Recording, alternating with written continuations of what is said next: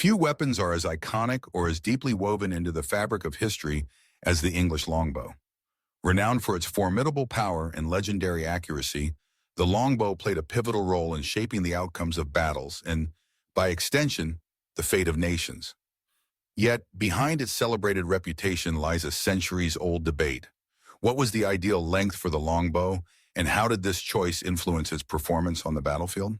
To understand the roots of this debate, we must travel back to medieval England, where the longbow first rose to prominence.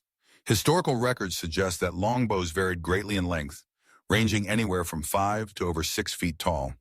But why such a broad range? The answer lies in the complex interplay between physics, practicality, and the physical stature of the archers themselves. Expert analysis reveals that the primary advantage of a longer bow is its ability to store more energy when drawn, leading to greater arrow speed and range. This was a critical factor during the Hundred Years' War, where English archers, wielding bows as tall as themselves or even taller, could send arrows hurtling across the battlefield with lethal force. Accounts from the period mention bows measuring 6 feet or more, often matching the height of the archer. Such lengths allowed for a full draw, maximizing both power and distance. However, practical considerations could not be ignored. A bow that was too long would become unwieldy, especially in the heat of battle or within the dense thickets of English forests. Archers needed to move quickly, often firing dozens of arrows in rapid succession.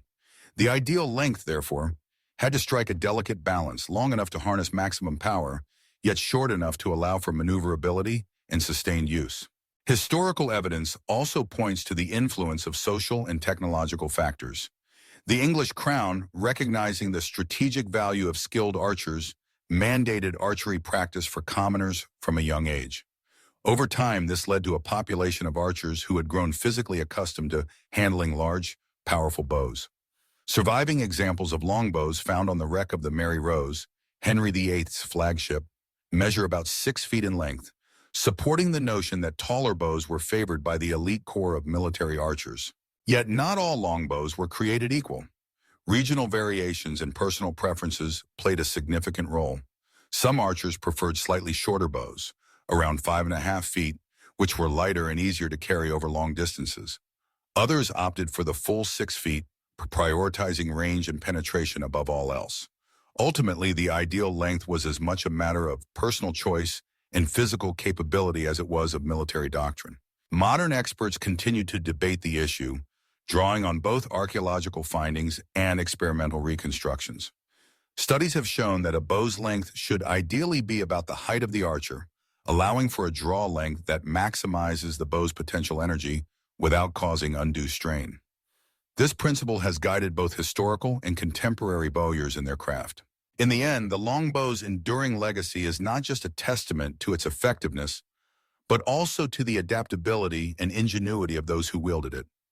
The ongoing debate over its ideal length reflects a broader truth about historical weapons. Their design was shaped not just by technical specifications, but by the lived experience and evolving needs of the people who relied on them. The story of the longbow's length, then, is not simply a question of inches or feet. It is a window into the world of medieval warfare, craftsmanship, and the relentless pursuit of advantage on the field of battle.